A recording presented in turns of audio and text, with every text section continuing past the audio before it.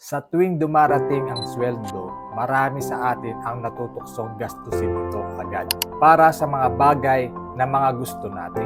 Pero ang hindi natin napapansin, ang masakit na katotohanan ay kadalasan bago pa man dumating ang susunod nating sweldo ay nauubos na ang pera at wala nang natitira pa. Hindi masama na mag-enjoy sa ating mga pinaghirapan natin. Pero may isang mahalagang aral dito.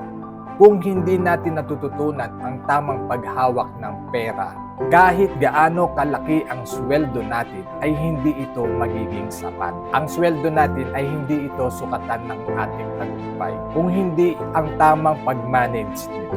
Kaya simulan sa paglalaan ng budget. Prioritize ang ipon bago ang luho. Dahil ang pera ngayon ay maaaring magbigay sa atin ng kalayaan at seguridad sa kinabukasan. At kung hindi tayo mag-iingat, baka ang perang pinaghirapan natin siyang magpapahirap din sa atin sa hinaharap.